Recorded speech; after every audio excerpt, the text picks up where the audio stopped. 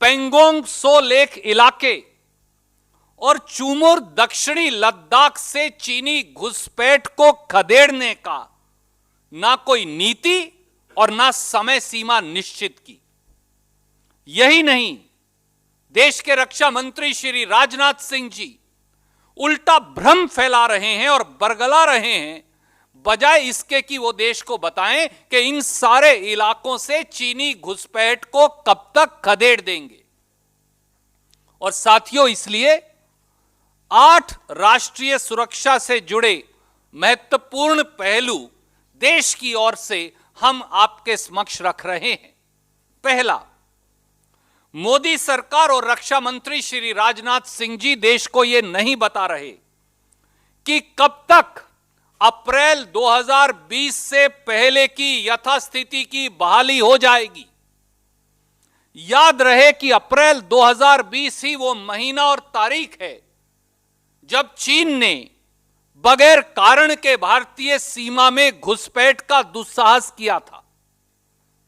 क्या प्रधानमंत्री और रक्षा मंत्री भारत की भूभागीय अखंडता की सुरक्षा करने की जिम्मेदारी की संपूर्ण विफलता का कारण देश को बताएंगे? दूसरा पहलू, मोदी सरकार ने लगातार यह कहा कि भारत चीन के वार्तालाप का आधार लद्दाख के सभी क्षेत्रों से चीनी सेना की वापसी होगी। मैं फिर दोहराता हूं, मोदी सरकार ने लगातार यह कहा और माना कि भारत चीन की वार्तालाप का आधार लद्दाख के सभी क्षेत्रों से चीनी सेना की वापसी होगी। तो क्या मोदी सरकार जवाब देगी कि वो केवल पेंगोंग त्सो लेक इलाके से ही डिसएंगेजमेंट का समझौता क्यों कर रही है, और वो भी भारत के हितों पर कुठाराघात कर तथा भारत के हितों के विरुद्ध एलएसी की रूपरेखा को बदलकर? तीसरा पहलू, दशकों से पेंगोंग त्सो लेक इलाके के उत्तरी किनारे पर भारत का फिंगर 4 तक कब्जा है और भारतीय सेना फिंगर 4 से फिंगर 8 तक पेट्रोलिंग करती आई है। भारत ने सदैव फिंगर 8 को भारत और चीन के बीच एलएसी माना है। आज के रक्षा मंत्री के बयान के मुताबिक भारतीय सेना अब सिमट कर फिंगर 3 तक सीमित हो जाएगी। क्या यह सीधे सीधे भारत के सामरिक हितों पर कुठाराघात कर एलएसी को पुनर्रेखांकित करने का कार्य नहीं? क्या मोदी सरकार फिंगर 3 से फिंगर 8 के बीच भारत के भूभागीय क्षेत्र को एक नया बफर जोन नहीं बना रही? क्या यह भारत की भूभागीय अखंडता से मोदी सरकार के द्वारा किया गया धोखा नहीं? चौथा पहलू, चीनी घुसपैठ के बावजूद भारतीय सेना ने सराहनीय तरीके से शौर्य और पराक्रम का परिचय दिया और पेंगोंग त्सो लेक इलाके के दक्षिणी बैंक में कैलाश रेंजेस की सामरिक चोटियों पर अपनी मौजूदगी बना ली। रक्षा मंत्री के आज के बयान के बाद लगता है कि अब हमारी सेना को सामरिक दृष्टि से महत्वपूर्ण कैलाश रेंजेस के इन स्थानों को खाली करना पड़ेगा, वापस लौटना पड़ेगा। क्या प्रधानमंत्री और रक्षा मंत्री देश को बताएंगे कि वो भारतीय सेना को कैलाश रेंजेस पर अपनी प्रभावी व सामरिक दृष्टि से महत्वपूर्ण मौजूदगी से वापसी का समझौता क्यों कर रहे हैं, जबकि यहां पर भारत की चीन के मुकाबले कहीं ज्यादा शक्तिशाली स्थिति है और चीन कमजोर स्थिति में है। क्या यह राष्ट्रीय सुरक्षा से एक षड्यंत्रकारी खिलवाड़ नहीं? पांचवां पहलू, सामरिक दृष्टि से महत्वपूर्ण वह उकसाने वाली चीनी घुसपैठ पूरा देश जानता है कि डेप्सांग प्लेन्स में की गई। चीन ने एलएसी के 18 किलोमीटर अंदर तक वाई जंक्शन, जिसे बोटल नेक भी कहते हैं, वहां तक घुसपैठ कर रखी है और भारतीय सेना को अपने ही patrolling points PP-10, PP-11, PP-11A, PP-12 और PP-13 तक हमारी सरजमी पर पेट्रोलिंग करने से रोक रखा है। इस घुसपैठ ने देश के सबसे अग्रिम इलाके में राष्ट्रीय सुरक्षा की दृष्टि से सबसे महत्वपूर्ण हवाई पट्टी दौलत बेग ओल्डी हवाई पट्टी को भी खतरे में डाल रखा है। और याद रहे कि साल 2013 में भी चीन ने इसी प्रकार से वाई जंक्शन तक घुसपैठ कर ली थी और 6 महीने तक भारतीय और चीनी सेनाएं एक दूसरे के सामने आमने खड़ी रही। परंतु यूपीए की कांग्रेस की सरकार की दूरदृष्टि और भारत की सेनाओं के शौर्य के चलते 1 इंच भूमि पर भी चीन कब्जा नहीं कर पाया और हमने उसे वाई जंक्शन से पीछे एलएसी के पार खदेड़ दिया था। तो फिर क्या कारण है कि मोदी सरकार आज संसद में बयान देते हुए डेप्सांग प्लेन के सामरिक दृष्टि से महत्वपूर्ण वाई जंक्शन से चीनी सेना को एलएसी के पार खदेड़ देने बारे चुप्पी साधे है, बोलने से कतरा रही है? क्या भारत की सरजमी पर चीन के इस दुस्साहस को कोई व्यक्ति स्वीकार कर सकता है? यदि नहीं तो मोदी सरकार, प्रधानमंत्री और रक्षा मंत्री एक शब्द भी क्यों नहीं बोलते? छठा पहलू, गोगरा और हॉट स्प्रिंग सेक्टर में भी चीनी घुसपैठ निरंतर बनी है। क्या कारण है कि प्रधानमंत्री और रक्षा मंत्री गोगरा हॉट स्प्रिंग्स में चीनी घुसपैठ बारे रहस्यमयी चुप्पी साधे हुए हैं? सातवां पहलू, रिपोर्ट्स के मुताबिक चीनी सेना अब चुमोर दक्षिणी लद्दाख तक पेट्रोलिंग कर रही है। क्या कारण है कि प्रधानमंत्री और रक्षा मंत्री राष्ट्रीय सुरक्षा के इस महत्वपूर्ण मुद्दे को लेकर एक शब्द बोलने से भी घबरा रहे हैं? आठवां पहलू, मोदी सरकार के एक वरिष्ठ मंत्री जनरल वीके सिंह ने राष्ट्रीय सुरक्षा से खिलवाड़ करने वाला बयान देकर चीन को एक झूठा मौका दे दिया कि वो भारत को झूठे तरीके से अतिक्रमणकारी बता सके। क्या कारण है कि प्रधानमंत्री मोदी और रक्षा मंत्री राजनाथ सिंह सरकार के एक मंत्री द्वारा राष्ट्रीय सुरक्षा के साथ किए गए नाकाबिले माफी खिलवाड़ को लेकर पूर्णतया चुप्पी साधे हैं?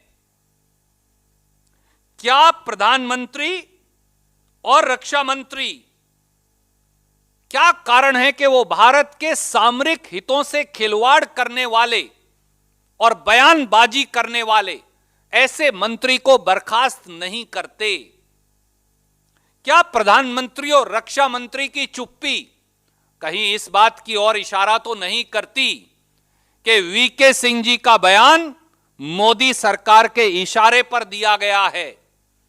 और अगर यह सनसनीखेज बात का जवाब हां में है तो प्रधानमंत्री और रक्षा मंत्री बताएं कि किस दबाव या किस खिलवाड़ के चलते राष्ट्रीय सुरक्षा के साथ यह षड्यंत्र किया जा रहा है।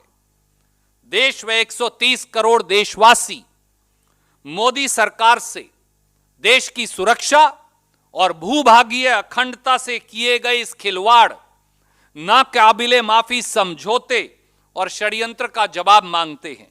कोई प्रश्न आप पूछना चाहें तो स्वागत है, but I just very briefly without delving into the 8 aspects, say it in English.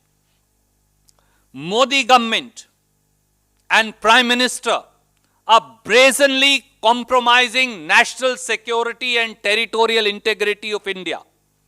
This is clear from the Defense Minister's statement made today in Rajya Sabha on the Chinese incursions in Ladakh area.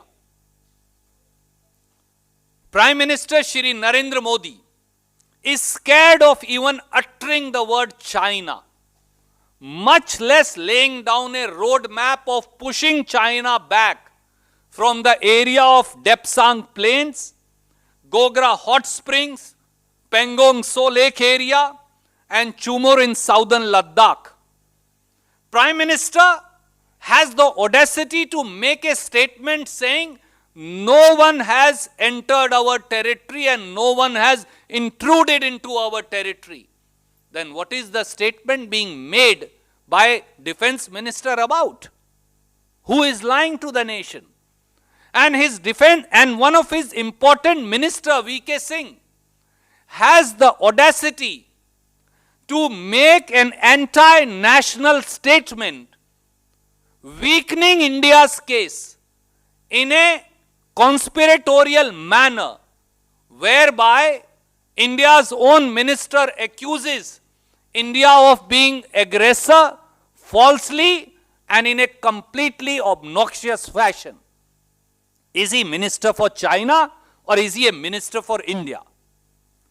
Defense Minister, on the other hand, seeks to mislead and misinform without giving any assurance or deadline on full Chinese withdrawal from our territory in Depsang Plains, from our territory in Gogra Hot Springs, from our territory in Pangong So Lake area, and from our territory in Chumur in southern Ladakh. On the contrary, the statement made by Defense Minister and Modi government in the Rajya Sabha today seeks to cede our territory. We all know that for decades onwards, India has been in occupation on the northern bank of Pangong So Lake area up to Finger 4, and Indian armed forces have always patrolled up to Finger 8. The limited disengagement exercise that is being done, bereft of the disengagement in Depsang Plain, in Gogra Hot Springs and in Chumor area, seeks to withdraw up to Finger 3 the full force of Indian armed forces and create a buffer zone on our side of the LAC between Finger 8 and Finger 3. If this is not a compromise of India's territorial integrity, then what is? And why is the strategically important Depsang Plains, where China has intruded 18 kilometers inside the LAC up to Y junction known as the bottleneck, not being spoken about at all, which also threatens the most important strategic airstrip of India, the Daulat Beg Oldie airstrip? Why are Prime Minister and Defense Minister mum on Chinese aggression and incursions into the Depsang Plain area, into the Hot Springs area, as also into the Pangong So Lake area and the Chumor area? Prime Minister and Defense Minister must be held accountable and must answer to the nation for this brazen, unpardonable compromise on India's territorial integrity and national security. You're welcome to ask any questions. Yes, sir. We'll start with you. Whenever you speak about the incursions by the Chinese into our territory during NDA, would they remind you of the incursions which taking place during the UPA, starting from 62 Aksai Chin, 40,000 square kilometers, UPA 1, Jumu, again few square kilometers, and again in First of all, I will like to tell the Bharatiya Janata Party, national security is not blame game. Territorial integrity is not kiski kameez zyada safed. India's national security and territorial integrity is above the partisan party politics. And this is not 1962. We are in the year 2020 and now 2021. For close to a year, Chinese brazen transgressions of our territory continue unabated, as the 56 inches chest Prime Minister is scared of even uttering the word China.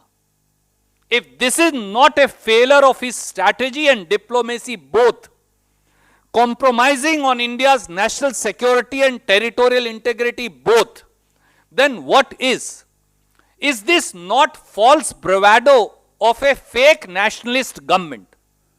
I think they need to answer the questions that people of India seek answers to, instead of living in a one-upmanship of blame game and living in 1962. And for heaven's sake, Mr. Prime Minister and Mr. Defense Minister, stop undermining the morale of India's armed forces, their valor and sacrifice, where thousands and thousands sacrificed themselves defending India and our motherland in the aggression of 1962 with China. It is on account of the valor and sacrifice of India's armed forces that our territorial integrity was kept intact. So stop insulting the bravery and martyrdom of India's armed forces by undermining the contribution, the valor and sacrifice, even in 1962, of India's armed forces. And let's answer about 2020 and 2021.